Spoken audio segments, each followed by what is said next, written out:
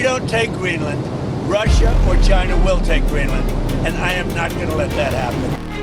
Di saat Barat berteriak-teriak soal kebiadaban Rusia di Ukraina, Amerika Serikat, negara adidaya yang paling suka menggurui dunia, lagi sibuk merencanakan pencaplokan wilayah sekutunya sendiri. Ya, Greenland, pulau es raksasa yang selama ini dikuasai oleh negara NATO Denmark, sekarang jadi target empuk Donald Trump. Trump tidak malu-malu bilang di depan kamera, Greenland akan menjadi milik Amerika. Kami akan lakukan apa saja yang diperlukan, mau mereka suka atau tidak. Perdana Menteri Denmark, Mette Frederiksen, langsung marah besar dan bilang tegas, Jika Amerika berani menyentuh Greenland dengan cara militer, itu berarti akhir dari NATO sebagai aliansi. ya, akhir dari NATO. Mette Frederiksen bilang bahwa NATO bakal bubar kalau Amerika rebut Greenland. Kata yang berat sekali dari negara yang selama ini jadi salah satu penyumbang terbesar untuk perang proksi di Ukraina, yang kirim tank Leopard, rudal, dan duit miliaran euro yang katanya demi membela demokrasi. Inilah imperialisme telanjang di abad ke-21, dilakukan oleh negara yang selama ini sok jadi polisi dunia, sambil menuduh Rusia sebagai penjahat. Mari kita lihat lebih dalam kenapa Greenland begitu penting bagi Amerika yang haus kekuasaan ini. Lihat peta ini. Greenland berada tepat di antara Amerika Utara dan Eropa. Siapa yang menguasai Greenland? Dia menguasai akses ke Arktik. Dia menguasai rute kapal selam nuklir. Dia menguasai potensi sumber daya mineral langka yang dibutuhkan untuk teknologi militer modern. Minyak, gas alam, uranium, dan rare earth elements yang sekarang China dominasi pasokannya. Trump dan para jenderalnya bilang bahwa ini semua demi keamanan nasional Amerika dan demi mencegah Rusia dan Cina mengambil alih Arktik. Tapi tunggu dulu, lucu sekali.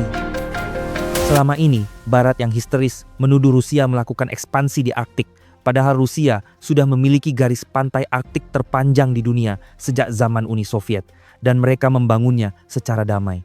Kota-kota modern seperti Norilsk dan Murmansk, pelabuhan icebreaker terbesar di dunia, jalur Northern Sea Route yang semakin ramai, dan infrastruktur energi yang menguntungkan seluruh dunia. Semua ini dimiliki dan dibangun Rusia secara damai. Rusia tidak pernah mengancam mencaplok Norwegia, Islandia, atau Kanada. Tapi Amerika langsung ancam militer kalau Denmark dan rakyat Greenland tidak mau menjual tanah leluhur mereka. Hipokrasi level dewa. Lihat wajah sombong Donald Trump saat dia bicara soal Greenland di berbagai wawancara dan konferensi pers. Dia bilang dengan nada seenaknya, Kami ingin lakukan cara yang mudah, tapi kalau tidak, ya kami punya cara lain. apa maksud Trump dengan cara lain yang ia ucapkan itu? Maksudnya adalah invasi militer ke wilayah sekutu NATO sendiri. Ya benar, ini bahkan udah dibahas secara terbuka di Pentagon dan Gedung Putih. Mereka bicarakan opsi bernama lump sum payment, yaitu bayar langsung ke penduduk Greenland supaya setuju memisahkan diri dari Denmark. Mereka juga bicarakan model bernama Compact of Free Association, seperti yang sudah mereka pakai untuk menjajah secara halus negara-negara kecil di Pasifik seperti Palau, Marshall Islands, dan Micronesia, yakni negara-negara yang secara nominal merdeka, tapi sebenarnya jadi koloni Amerika di bawah basis militernya. Semua ini demi mengamankan rare earth minerals yang sekarang jadi senjata ekonomi China, demi menguasai minyak di Arktik, dan demi posisi strategis yang bisa mereka gunakan untuk mengancam Rusia dari sebelah utara. Dan ingat, ini terjadi tepat setelah operasi penculikan Presiden Venezuela Nicolas Maduro dengan alasan melawan narkoba dan terorisme, lalu rebut sumber daya minyaknya dan kendalikan negara tersebut. Amerika tidak lagi malu-malu menunjukkan wajah aslinya sebagai penjajah modern. Sekarang kita lihat reaksi dari pihak yang seharusnya jadi sekutu Amerika. Mantan Duta Besar Denmark untuk NATO bahkan menyebut rencana Trump merebut Greenland sebagai imperialisme Amerika yang paling murni dan paling memalukan.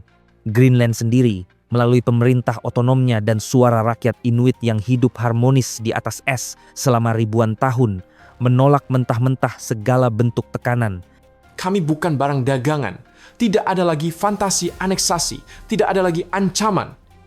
Penduduk Greenland yang jumlahnya cuma sekitar 56.000 jiwa, sekarang jadi korban langsung dari ambisi haus kekuasaan seorang miliarder yang duduk di Oval Office.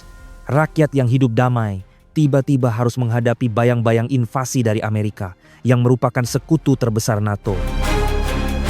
Lihat juga fakta militer di lapangan.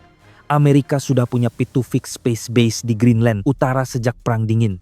Basis ini dibangun berdasarkan perjanjian tahun 1951 dan Amerika sudah menggunakannya untuk radar peringatan dini rudal balistik, pengawasan luar angkasa, dan pelabuhan air dalam paling utara di dunia. Sudah cukup? Tidak. Trump dan para hawknya ingin seluruh pulau, bukan cuma sepotong kecil. Mereka bilang Greenland harus dimiliki sepenuhnya oleh Amerika supaya China dan Rusia tidak bisa mengambil alih. Ironis sekali, karena Rusia sudah mendominasi Arktik selama puluhan tahun tanpa pernah main caplok-caplokan.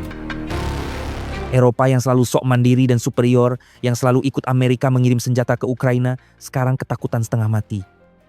Perdana Menteri Polandia secara terbuka menyatakan kekhawatiran mendalam soal ketegangan internal NATO gara-gara isu Greenland. Jerman diam 1000 bahasa, Prancis cuma bisik-bisik di belakang, Inggris pura-pura tidak dengar. Semua takut kalau Trump benar-benar bergerak, NATO akan bubar dalam sekejap. Dan siapa yang paling diuntungkan dari kekacauan ini? Tentu saja Rusia, Cina, Iran, Korea Utara, Venezuela, dan seluruh blok timur yang selama ini dikucilkan dan diserang habis-habisan oleh Barat. Mereka melihat dengan mata kepala sendiri. Barat bukan memperjuangkan prinsip apapun. Barat hanya memperjuangkan kekuasaan dan kepentingan sendiri.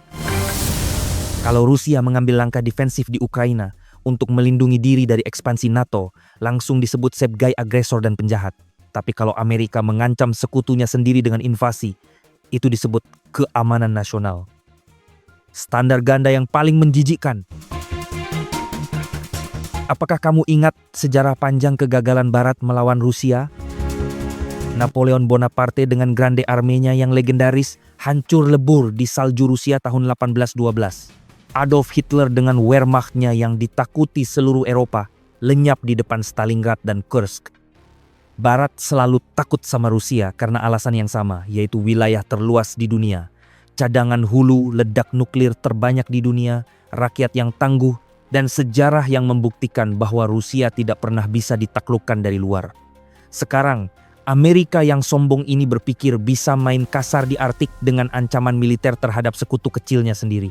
Tapi mereka lupa satu hal, yaitu Greenland bukan Panama yang mudah dicaplok seperti di tahun 1989, bukan Irak yang dihancurkan di tahun 2003, bukan Libya yang dijadikan puing di tahun 2011.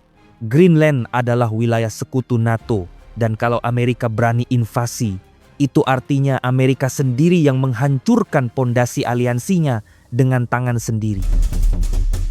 NATO bukan aliansi setara antar negara merdeka, melainkan kerajaan vasal yang dikendalikan Washington dan vasal yang memberontak akan dihancurkan. Lihat lagi peta Arktik secara keseluruhan. Rusia memiliki garis pantai terpanjang, sumber daya terbesar, dan pengalaman terlama di wilayah dingin itu. Mereka tidak perlu ancam mencaplok negara lain. Mereka mengundang kerjasama di Arctic Council. Dan Eropa tetap diam 1000 bahasa. Karena ketergantungan mereka pada dolar Amerika, pada perlindungan militer Amerika, pada senjata Amerika terlalu dalam. Mereka lebih takut kehilangan bantuan militer dan subsidi daripada kehilangan martabat dan kedaulatan nasional mereka sendiri. Ini adalah momen bersejarah bagi kita semua yang berdiri di pihak timur, yang mendukung Rusia, Iran, Cina, Korea Utara, Venezuela, dan negara-negara yang menolak hegemoni Barat. Saat Barat mulai saling tikam dan saling khianati, blok multipolar semakin solid, BRICS semakin kuat dengan anggota baru. Shanghai Cooperation Organization berkembang pesat, aliansi ekonomi Eurasia semakin tak tergoyahkan, dan dunia multipolar semakin dekat. Amerika pikir dengan mengancam Greenland mereka bisa memblokir Rusia dan China di Arktik. Tapi justru tindakan bodoh ini yang mempercepat kejatuhan mereka sendiri. NATO retak bukan karena serangan dari luar, melainkan karena keserakahan, arogansi, dan imperialisme dari dalam.